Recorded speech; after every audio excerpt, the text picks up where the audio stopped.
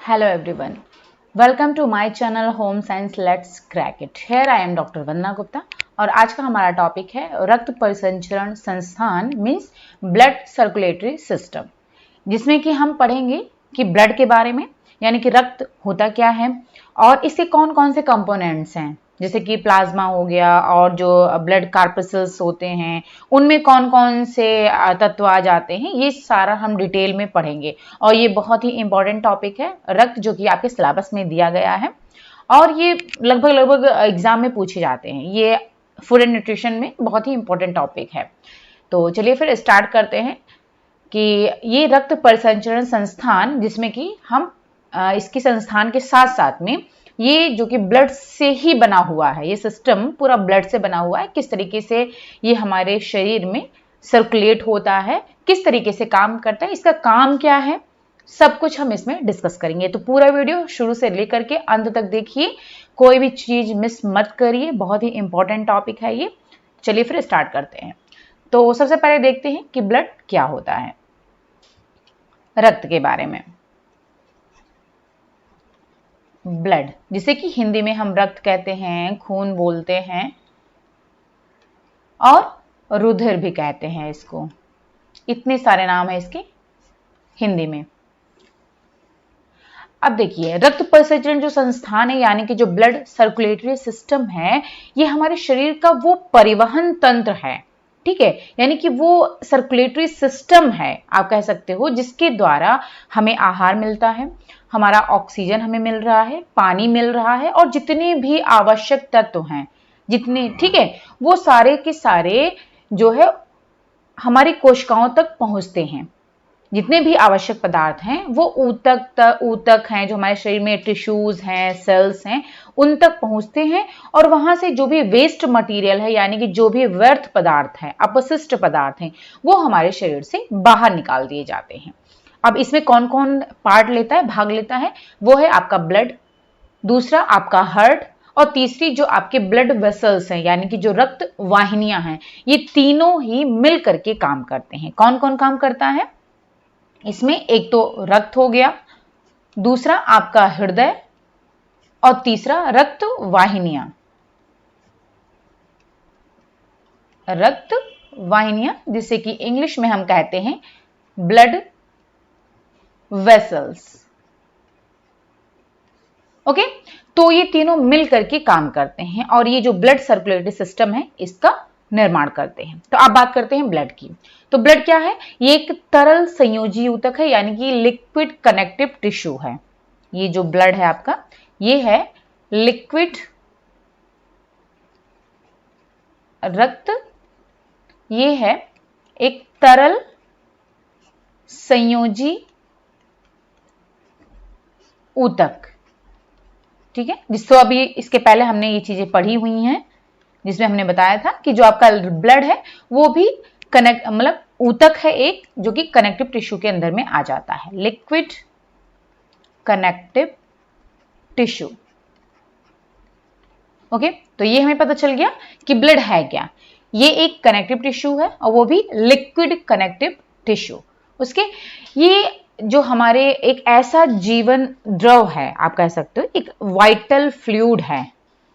जीवन द्रव का मतलब है एक ऐसा जीवन द्रव है जो कि हमें जीवन प्रदान कर रहा है, इस वजह से इसको वाइटल फ्लूइड भी कहते हैं।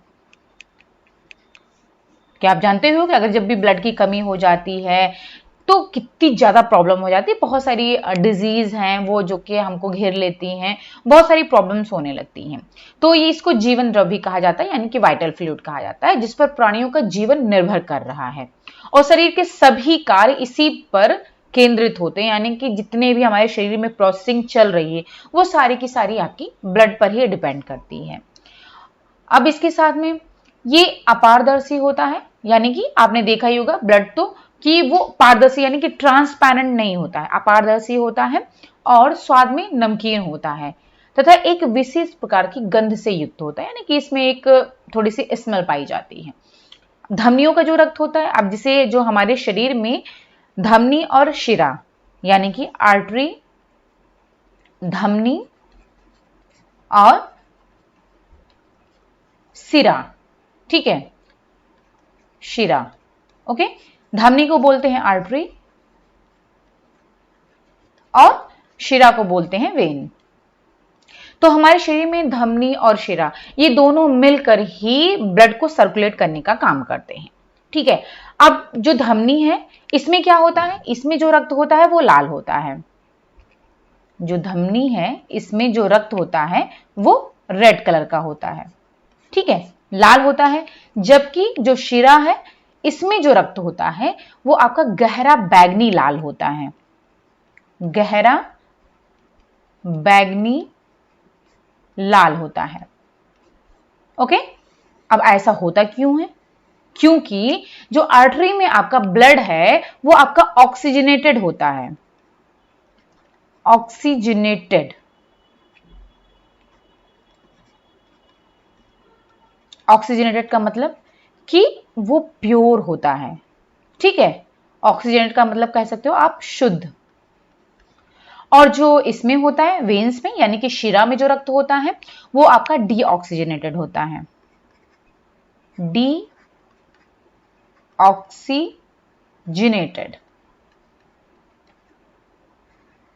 ओके, यानी कि अशुद्ध होता है, इम्प्योर ब्लड होता है। तो ये समझ में आ गया कि धमनी में क्या होता है, जो रक्त का कलर होता है वो रेड होता है। क्यों होता है? क्योंकि धमनी में ऑक्सीजनेटेड ब्लड होता है यानी कि प्योर ब्लड होता है, वो शुद्ध रहता है। और जो शिरा में ब्लड होता है वो गहरा बैगनी कलर का होता है जो कि डीऑक्सीजनेटेड होता है यानी कि इम्प्योर ब्लड होता है, अशुद्ध होता है। ठीक है, इसी वजह से इसका जो कलर होता है वो चेंज होता है दोनों में। अब जो शिराओं का रक्त है वो अपनी क्या करता है, शिरा यानी कि वेन्स की बात कर रहे हैं, ये अपना ये इसका गहरा बैगनी लाल क्यों होता है? डीऑक्सीजनेटेड होने के कारण। ठीक है, अब डीऑक्सीजनेटेड होता क्यों है? क्योंकि ये क्या करता है कि जो अपना कुछ ऑक्सीजन है वो ऊतकों को दे देता है। इस वजह से इसका जो इसमें जो रक्त का कलर होता है वो बैगनी लाल रंग का दिखाई देता है। ठीक है, यानी कि डीऑक्सीजनेटेड हो जाता है क्योंकि ये अपना ऑक्सीजन ऊतकों को दे देता है। और इसी प्रक्रिया के दौरान इसमें जो ऊतकों से व्यर्थ पदार्थ निकलते हैं, ठीक है, यानी कि जो वेस्ट मटेरियल होते हैं वो साथ में निकल जाते हैं। ऊतकों से ही जो उसके अंदर वेस्ट मटेरियल होते हैं वो निकल जाते हैं। ठीक है, तो इस तरीके से जो वेस्ट मटेरियल है वो हमारे शरीर से बाहर निकल जाते हैं। अब जो रक्त होता है ये तो पता ही है आपको कि ये क्षारीय होता है। रक्त ये क्षारीय होता है।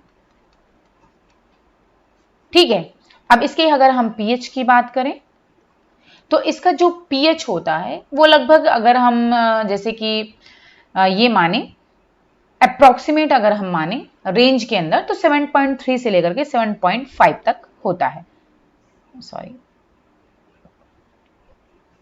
7.3 से लेकर के 7.5 होता है। ठीक है, रक्त का अब क्षारीय क्यों है तो ये भी मैं बता दूं, क्षारीय इसलिए है क्योंकि आपको ये पता ही होगा कि 0 to 7 और 7 to 14 यहां का जो होता है, जिनका पीएच 7 से कम होता है वो अम्लीय होते हैं।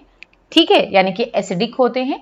और जो 7 से अबव वाले यानी कि 7 से लेकर के 14 के बीच में जो भी पदार्थ है, ठीक है, चाहे वो रक्त हो चाहे कोई और पदार्थ हो, तो वो जो है क्षारीय होगा। तो ये पीएच पर डिपेंड करता है कि कोई भी पदार्थ या फिर रक्त हमारा वो अम्लीय होगा या फिर क्षारीय होगा। यानी कि जो पीएच है वही डिटरमाइन करता है, निर्धारित करता है कि कोई भी पदार्थ वो अम्लीय है या फिर क्षारीय है। तो इसके पीएच पर ही डिपेंड करता है। अगर 7 से कम पीएच है उसका तो वो अम्लीय होगा, अगर 7 से अधिक है, ठीक है, तो वो जो है क्षारीय होगा। तो आप यहाँ पर देख ही रहे हो कि जो हमारे अम्ल का जो रक्त का जो पीएच है वो 7.3 से 7.5 के बीच में है, यानी कि 7 से अबव है।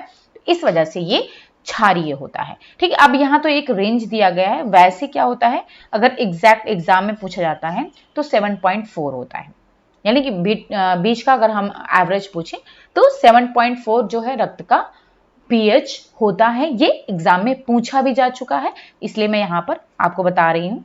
इंपॉर्टेंट है, ये आपको पता होना चाहिए कि रक्त का पीएच कितना होता है। 7.4 अगर रेंज में पूछता है तो 7.3 से 7.5। ओके, चलिए ये तो हो गई रक्त की बात। अब मनुष्य शरीर के भीतर जो इसका तापमान होता है ब्लड का वो 100 डिग्री फ़ारेनहाइट होता है।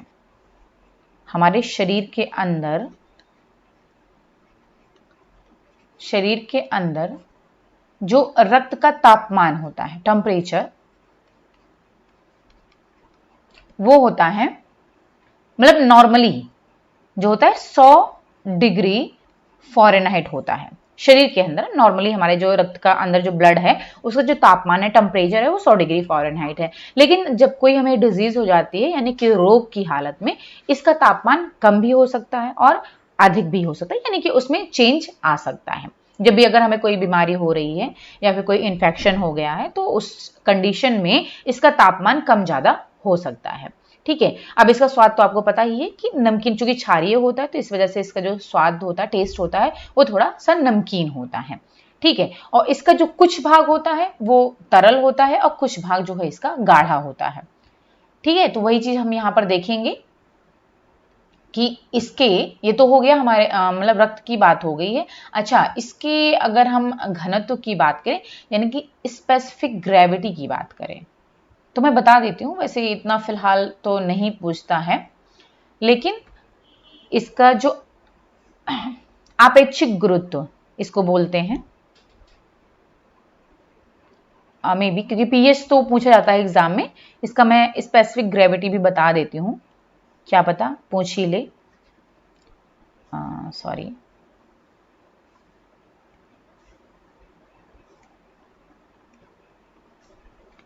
आपेक्षिक घनत्व बोलते हैं हिंदी में। रक्त की ही बात हो रही है यहाँ पर, या फिर इसको इंग्लिश में कहते हैं स्पेसिफिक ग्रेविटी। ओके, ये जो होता है ये आपका 1.065, ठीक है, इतना होता है इसका ब्लड का। और अगर रेंज की बात करें, ठीक है, तो रेंज में 1.065, अगर रेंज की बात करें तो 1.045 से लेकर के 1.065, ठीक है, ये रेंज की बात है। और अगर डायरेक्टली पूछता है, रेंज नहीं दिया हुआ है, देन 1.065, और अगर ऐसे रेंज में पूछता है तो 1.045 से लेकर के 1.065 के बीच में होता है। ओके, अब जो सामान्य वयस्क व्यक्ति है, यानी कि एक एडल्ट पीपल जो है, वयस्क व्यक्ति, यानी कि कह सकते हैं एक नॉर्मली, ये इसमें मेन और विमेन दोनों ही आ रहे हैं। ठीक है, सामान्य वयस्क व्यक्ति यानी कि एक जो एडल्ट पीपल है, उसका जो सामान्य वयस्क व्यक्ति में रक्त का जो मतलब प्रतिशत की बात करें, परसेंटेज की बात करें, कितना होता है, तो ये शरीर के कुल वजन का, जितना भी आपका वेट होगा उसका लगभग 7 से 9% होता है। 7 to 9% ये कुल वजन का है। जितना भी आपका वेट है उसका 7 से 9% ये होता है। एक एडल्ट पीपल की बात हो रही है, ठीक है, ना ही बच्चे की हो रही बात, ना ही जो है ओल्ड एज की हो रही है, यहाँ पर एडल्ट पीपल की हो रही है बात। ठीक है, एडल्ट पीपल का मतलब जो भी 18 से लेकर के आपके 60 के एज में हैं, उनको आप कह सकते हो एडल्ट।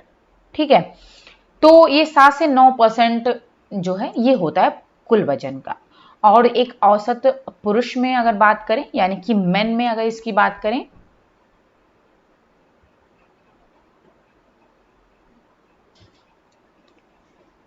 मेन में यानी कि एक औसत पुरुष, यानी कि एवरेज, अगर इसकी हम बात करें एवरेज मेन में,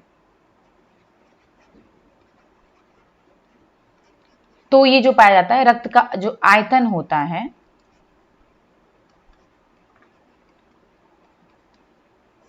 वो होता है 5 से 6 लीटर। ठीक है, ये औसत पुरुष में है। और औसत स्त्री में मीन्स एवरेज विमेन में, तो ये पाया जाता है 4 से 5 लीटर रक्त का आयतन। ठीक है, यानी कि पुरुष में, एक एवरेज मैन में जो इसका आयतन होता है वो 5 से 6 लीटर होता है और एवरेज वीमेन में 4 से 5 लीटर ये पाया जाता है। ये आपको पता होना जरूरी है क्योंकि ये एग्जाम में पूछा जा सकता है कि कितना पाया जाता है। ठीक है, अब चलिए इसके हम अवयव की बात कर लेते हैं कि इसमें जो चीजें पाई जाती हैं, यानी कि कंपोनेंट्स की बात। अभी तो ब्लड के बारे में कुछ इंपॉर्टेंट इंफॉर्मेशन हो गई, अब इसके बारे में बात करेंगे कंपोनेंट्स ऑफ ब्लड, जिसे कि हम कह सकते हैं रक्त के संघटक। इंग्लिश में कहेंगे कंपोनेंट्स ऑफ ब्लड। चलिए अब देख लेते हैं कि इसमें कौन कौन से कंपोनेंट्स पाए जाते हैं। देखिए रक्त देखने में तो हमें लिक्विड मालूम ही होता है, ठीक है, लिक्विड रहता है, लेकिन वास्तव में क्या होता है, यह द्रव ठोस भाग का बना होता है। ठीक है, माइक्रोस्कोप से अगर आप देखते हो तो कुछ इसमें ठोस पदार्थ दिखाई देते हैं जो कि हल्के पीले रंग के द्रव में तैरते रहते हैं। ठीक है, अब जो द्रव वाला भाग है, जो हल्के पीले रंग का जो द्रव वाला भाग है, वो आपका प्लाज्मा कहलाता है। ठीक है, यानी कि इसमें हम कहें तो दो चीजें होती हैं, एक तो होता है द्रव वाला भाग,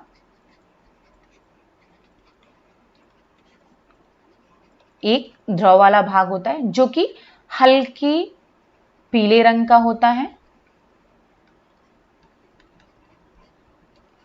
ठीक है, जिसे कहते हैं हम प्लाज्मा। ओके, इसे बोलते हैं प्लाज्मा। ठीक है, जो द्रव वाला भाग होता है, जो कि कुल रक्त आयतन का लगभग 55% भाग होता है। यानी कि ब्लड में जो प्लाज्मा का परसेंटेज है, प्लाज्मा का ब्लड में जो परसेंटेज है वो है 55%। ये ब्लड में है, यानी कि रक्त में प्लाज्मा का परसेंटेज है 55%, 55% पाया जाता है। अब चूंकि द्रव में ये तैरता रहता है तो ठोस पदार्थ, जो द्रव में तैरते रहने वाले जो ठोस पदार्थ हैं, ठीक है, द्रव वाला भाग आपका प्लाज्मा हो गया।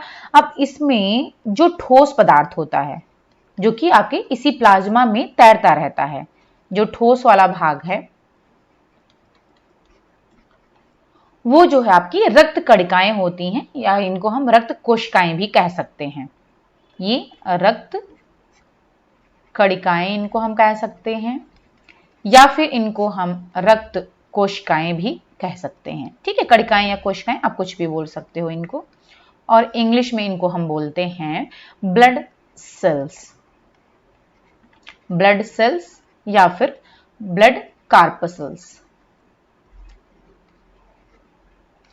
ओके, तो ये आपका ठोस वाला भाग हो गया, द्रव वाला भाग जिसे कि हम प्लाज्मा बोल रहे हैं, और जो आपका ठोस वाला भाग है उसको हम बोल रहे हैं यहां पर रक्त कणिकाएं या फिर रक्त कोशिकाएं कह रहे हैं। इंग्लिश में हम बोल रहे हैं इनको ब्लड सेल्स या फिर ब्लड कार्पसल्स, और इसको हम क्या कहते हैं, ठीक है, इनको इनका नाम हो गया ब्लड सेल्स। और ये कितना पाई जाती हैं, प्लाज्मा तो आपका 55% हो गया रक्त में, और ये कुल रक्त आयतन का 45% होता है। ओके, तो ये दोनों मिलाकर के आपका 100% हो गया। यानी कि आप ये कह सकते हो कि रक्त में जो प्लाज्मा है वो आपका 55% पाया जाता है जो कि द्रव अवस्था में होता है, और जो आपका 45% पाया जाता है वो ब्लड सेल्स या ब्लड कार्पसल्स होती हैं जो कि ठोस अवस्था में होती हैं। ओके, तो ये हो गया हमारा कि ब्लड में जो कंपोनेंट्स पाए जाते हैं वो हैं आपके दो, एक प्लाज्मा और दूसरे आपके जो है रक्त कणिकाएं। ठीक है, एक 55% प्लाज्मा होता है और 45% आपकी ब्लड सेल्स पाई जाती हैं। ओके, अब बात कर लेते हैं कि हाँ, अब जो ये ठोस पदार्थ है यानी कि जो ब्लड सेल्स हैं, इसमें क्या क्या चीजें होती हैं, इसमें भी आपके लाल रक्त कोशिकाएं होती हैं, श्वेत रक्त कोशिकाएं होती हैं और प्लेटलेट्स होती हैं, यानी कि आरबीसी, डब्ल्यूबीसी और प्लेटलेट्स, ये तीन चीजें आपकी रक्त कणिकाओं में पाई जाती हैं। यानी कि अगर हम इसमें बात करें, इस जो 45% है इसमें क्या क्या चीजें पाई जाती हैं, तो इसमें आपका लाल रक्त कोशिकाएं,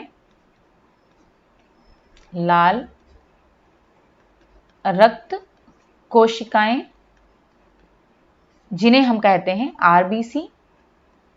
ओके,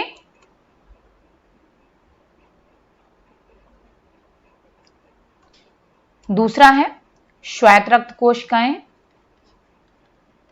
जिन्हें हम कहते हैं डब्ल्यूबीसी, यानी कि व्हाइट ब्लड सेल्स, ठीक है, या फिर व्हाइट ब्लड कार्पसल्स। और तीसरा है प्लेटलेट्स।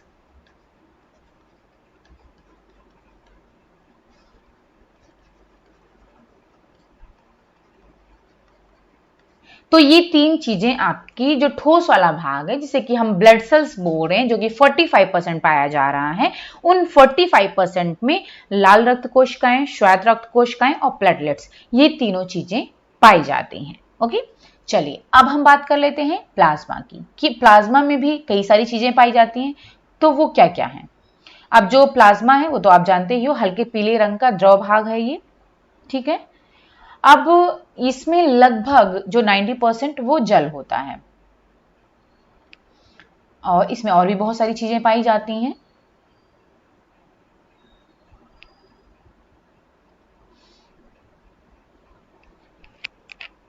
ठीक है, तो लगभग जो 90% प्लाज्मा में होता है वो जल होता है। तो यहां पर हम बात करते हैं पहले प्लाज्मा की।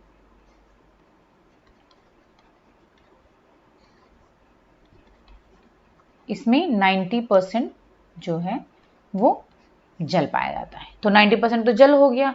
अब इसके अलावा इसमें कौन कौन सी चीजें पाई जाती हैं? अच्छा, ये जो यहां पर हम प्लाज्मा में बता रहे हैं, लगभग आपका ये कह सकते हो कि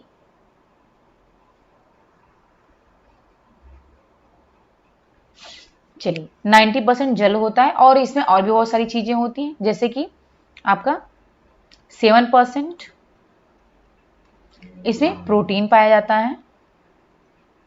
ओके, 4% फाइब्रिनोजन होता है, ये भी एक प्रोटीन है, जो कि अब आगे हम आपको पढ़ाएंगे इसके बारे में भी, ठीक है।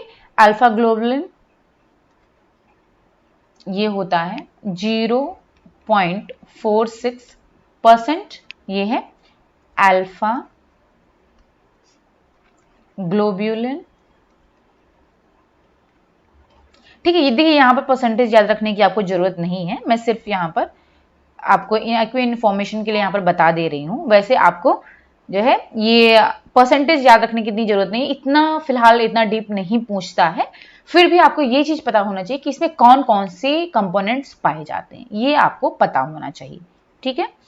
0 पॉइंट और कौन से ज्यादा हैं कौन से कम है, ये भी आप याद रख सको तो अच्छी बात है, क्योंकि पूछा जा सकता है। ये बीटा ग्लोबुलिन है।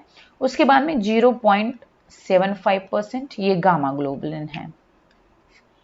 ओके, और जो एल्बुमिन, ये भी प्रोटीन है, ये पाई जाती है 4% एल्ब्यूमिन। ओके, ये 4% है। इसके अलावा इसमें जो न्यूट्रिएंट्स पाए जाते हैं, जिनको कि हम रस कह सकते हैं, वो 1.4% है। रस का मतलब है जो भी इसमें न्यूट्रिएंट्स हैं, ठीक है। अभी आगे हम बात करेंगे इनकी। और इसमें जो लवण पाए जाते हैं, सॉल्ट पाया जाता है, वो 0.6% है। ओके, तो ये प्लाज्मा के कंपोनेंट्स, इतनी चीजें प्लाज्मा में पाई जाती हैं और इनका यहाँ पर परसेंटेज है।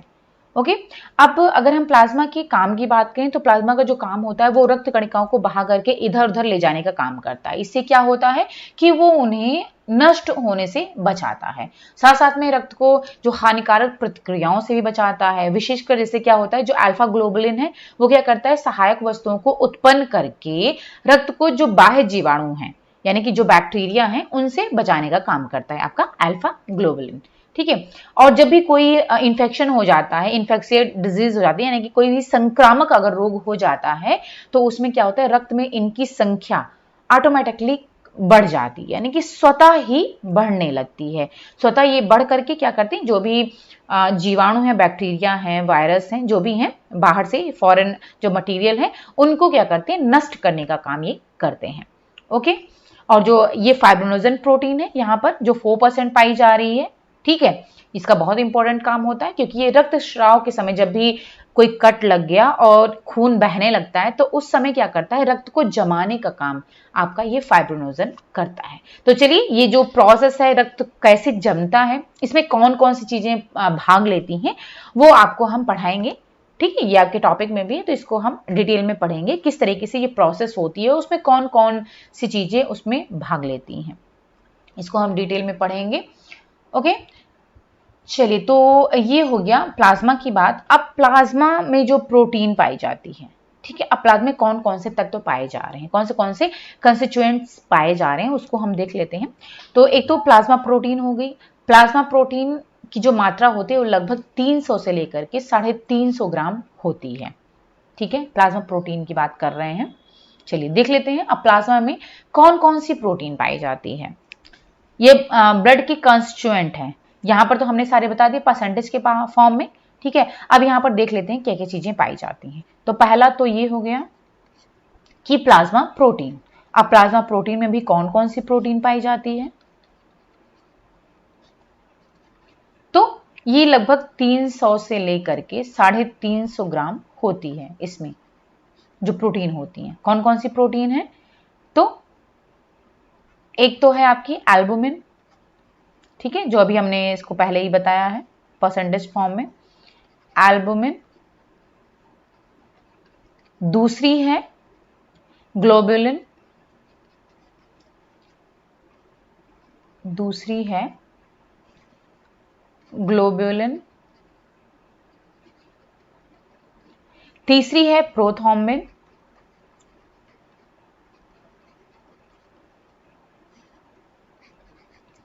ये सारी प्रोटीन है, ध्यान रखिएगा, और ये सारी आपके ब्लड में पाई जा रही है, ब्लड के प्लाज्मा में। ठीक है, प्रोथ्रोम्बिन और फाइब्रिनोजन,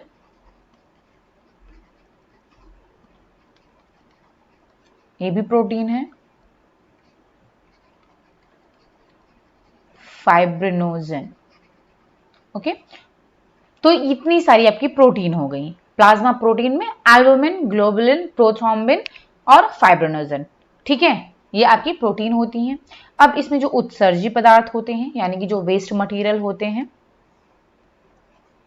दूसरा है उत्सर्जी पदार्थ, यानी कि जो वेस्ट मटेरियल होते हैं, उनको देख लेते हैं।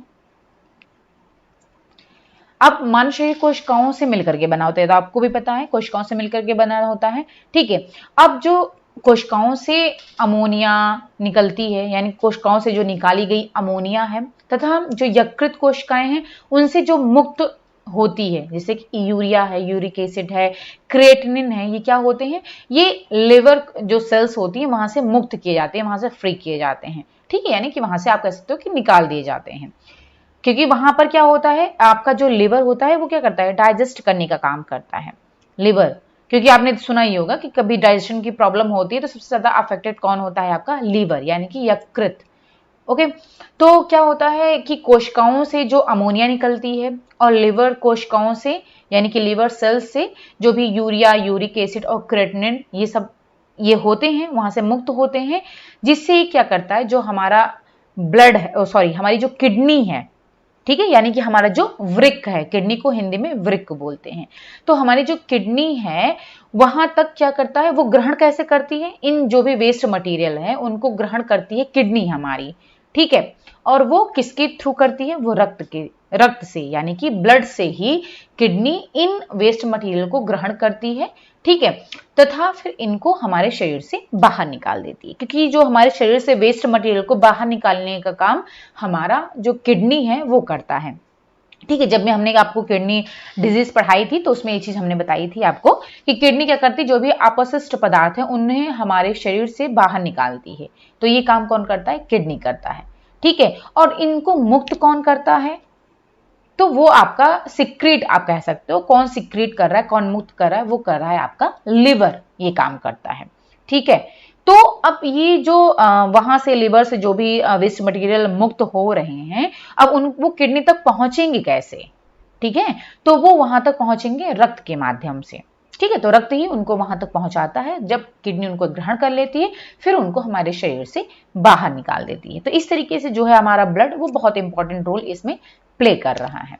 तो इसमें कौन कौन से वेस्ट मटेरियल है वो देख लेते हैं। एक तो आपका हो गया अमोनिया, ओके, दूसरा है आपका यूरिया,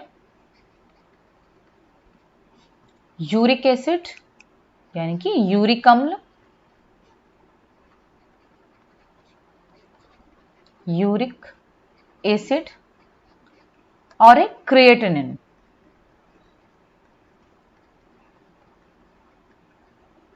ओके, तो इतने हमारे जो वेस्ट मटेरियल हैं जो कि हमारे शरीर से बाहर निकालने में हमारा जो ब्लड है वो मदद करता है। ओके, तो ये हो गया। फिर इसके बाद में अब बात कर लेते हैं पचे हुए पोषक पदार्थ की। जो तीसरा है पचे हुए पोषक पदार्थ, ठीक है, जो वहां पर रस दिया गया था वो यही चीज है, जो पचे हुए पोषक पदार्थ हैं जो कि लिक्विड फॉर्म में हो जाते हैं।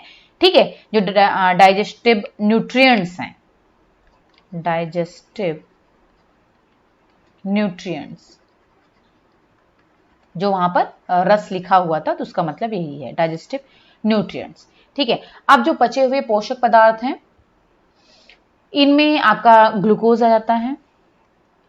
क्या क्या है? ग्लूकोज, वसा,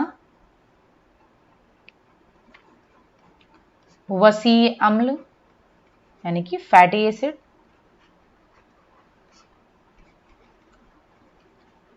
फैटी एसिड और ग्लिसरॉल,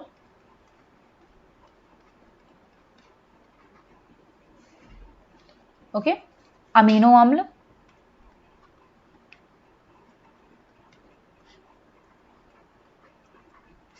विटामिन्स,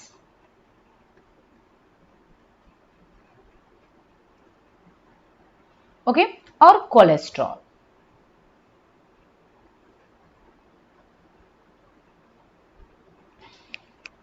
कोलेस्ट्रॉल,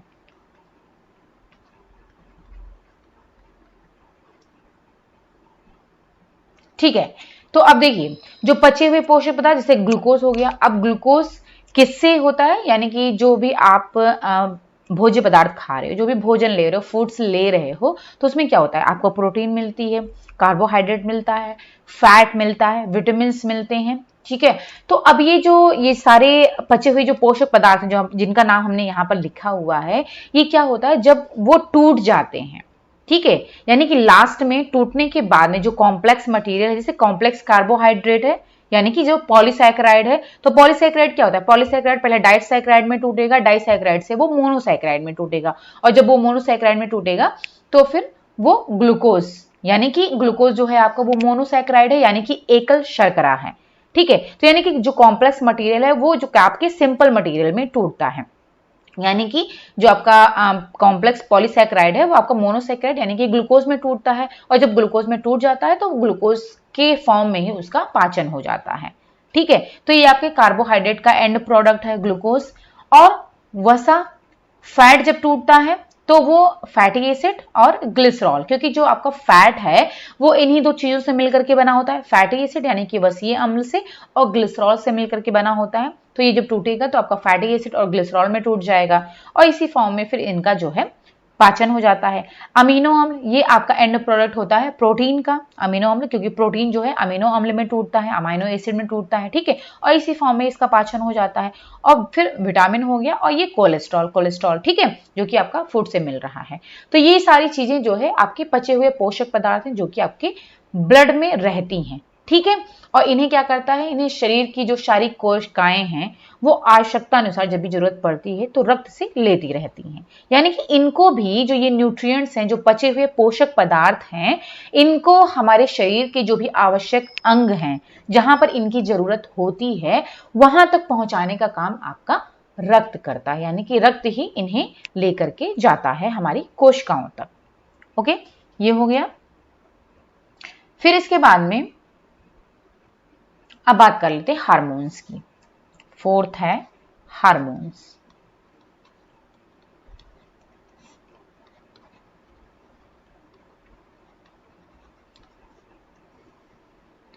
अब यहाँ पर हार्मोन्स की बात करें तो हार्मोन्स ये कहाँ से स्रावित होते हैं, तो ये हमने आपको बताया था, जो पिछला वीडियो था उसमें हमने बताया था आपको एंडोक्राइन और एक्सोक्राइन ग्लैंड के बारे में बताया था, यानी कि अंतःस्रावी ग्रंथि और बहिःस्रावी ग्रंथि। ठीक है, तो जो हार्मोन्स सिक्रीट होते हैं, स्रावित होते हैं, वो आपके एंडोक्राइन ग्लैंड से यानी कि अंतःस्रावी ग्रंथि से ये सिक्रीट होते हैं, स्रावित होते हैं।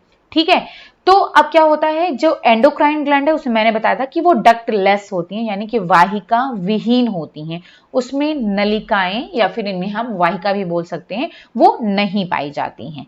तो क्या है कि जो अंतःस्रावी ग्रंथि होती है वहां से जो भी हार्मोन्स रिलीज होते हैं, सिक्रेट हो रहे हैं, वो सीधे आपके ब्लड में जाते हैं। ठीक है, रक्त में सीधे स्रावित होते हैं, यानी कि रक्त में सीधे जो है वो सिक्रीट होते हैं। और जो शरीर की कोशिकाएं हैं वो क्या करती हैं, इन्हें रक्त से ग्रहण कर लेती हैं। जहां भी जिन हार्मोन्स का, और मैंने हार्मोन्स के आपको नाम भी बताए थे, तो हर एक हार्मोन्स का पर्टिकुलर काम होता है, यानी कि एक विशेष काम होता है, हर एक हार्मोन का आपका स्पेसिफिक वर्क होता है, तो वो अपना काम करता है उसी हिसाब से।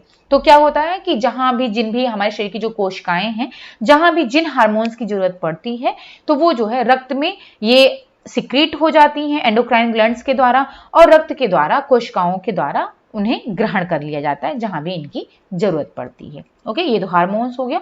उसके बाद में इसमें जो गैस पाई जाती है, इसमें गैस में जैसे कि प्लाज्मा में आपका जो जल है वो तो हमने बता ही दिया, ठीक है, 90% होता है। ऑक्सीजन पाया जाता है तो वो लगभग आपका 0.25 ml ऑक्सीजन होता है, और जो है नाइट्रोजन लगभग 0.5 ml होता है, और सॉरी, इसमें जो ऑक्सीजन होता है वो 0.25 ml होता है, जो नाइट्रोजन होता है वो लगभग 0.5 ऑक्सीजन जो है तो होता है, और नाइट्रोजन भी लगभग 0.5 ml ही पाया जाता है। ठीक है, 0.5, या फिर आप छोड़िए इसको, आप जो ये इतना नहीं पूछा जाता है, तो इतना बस खाली आप जान लीजिए कि इसमें जो कौन कौन सी गैसें होती हैं। तो एक तो आपका ऑक्सीजन हो गया, ठीक है, इसमें आपको इसका अमाउंट याद रखने की जरूरत नहीं है, ऑक्सीजन हो गया। दूसरा नाइट्रोजन, और तीसरा कार्बन, और भी गैसें होती हैं इसमें। ठीक है, मुख्य रूप से आपका ऑक्सीजन हो गया, नाइट्रोजन हो गया, और कार्बन, ये गैस जो है आपकी ब्लड में, यानी कि प्लाज्मा में पाई जाती हैं, उसमें घुली रहती हैं। फिर इसके बाद में इसमें कुछ आपके प्रतिरक्षी पदार्थ पाए जाते हैं, यानी कि सुरक्षात्मक पदार्थ पाए जाते हैं, जो कि हमारे शरीर की सुरक्षा करते हैं। प्रोटेक्टिव मटेरियल आप कह सकते हो।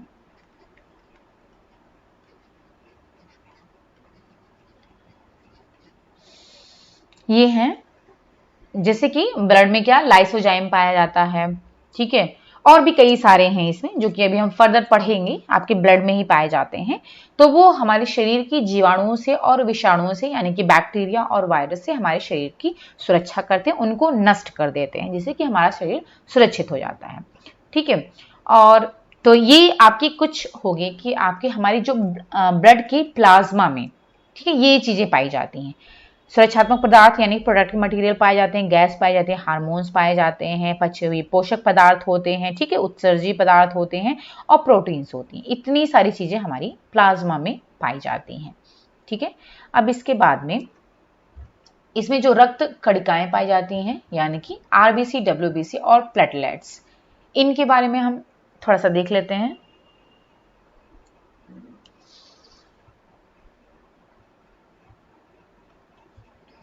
अब इन्हें जो आरबीसी है, डब्ल्यूबीसी है, और जो प्लेटलेट्स हैं, इनके बारे में हमें डिटेल में पढ़ना होगा, ठीक है, क्योंकि बहुत ही इंपॉर्टेंट है और अक्सर ये एग्जाम में पूछे जाते हैं, क्योंकि ये भी फर्दर इसमें डिवाइड होते हैं। आपकी जो आरबीसी हैं उसमें भी कई सारी चीज़ें पाई जाएंगी, जो डब्ल्यूबीसी हैं उसमें भी कई सारी चीज़ें पाई जाएंगी, जो प्लेटलेट्स हैं उसमें भी कई सारी चीज़ें पाई जाएंगी। ठीक है, तो ये हमें डिटेल में पढ़ना है। तो यहाँ पर मैं बता देती हूँ कि जो आपका ब्लड सेल्स हैं वो 3 प्रकार की हैं। ब्लड सेल्स यानी कि जो रक्त कोशिकाएं या फिर रक्त कणिकाएं आप कह सकते हो, कुछ भी कह सकते हो। इनमें हमें 3 चीजें पढ़नी है। पहला, लाल रक्त कोशिकाएं, लाल रक्त कण भी कह सकते हो, ठीक है। रेड ब्लड कार्पसल्स या फिर रेड ब्लड सेल्स भी कह सकते हो आप। दूसरा पढ़ना है हमें श्वेत रक्त कणिकाएं,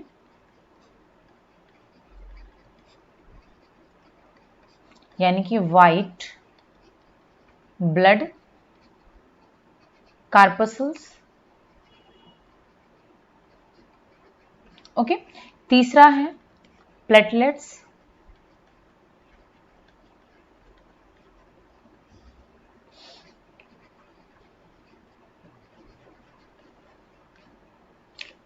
ओके, और चौथा है, ये भी इसी में आ जाती है लेकिन ये किसी किसी में पाई जाती है, तो इसको भी हम पढ़ेंगे, स्पिंडल कोशिकाएं।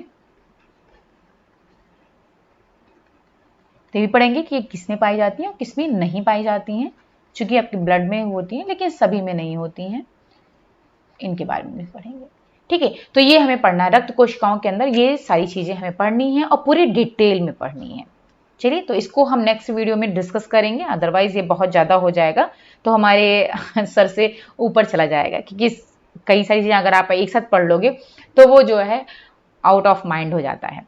कोई नहीं, तो मैं नेक्स्ट वीडियो में आपके साथ में शेयर करूंगी red blood, RBC, WBC, platelets और स्पिंडल से ये क्या होती हैं, इसमें कौन कौन से, इसके अंदर भी क्या क्या चीज़ें पाई जाती हैं, वो हम डिटेल में और पिक्चर के थ्रू समझेंगे इसे।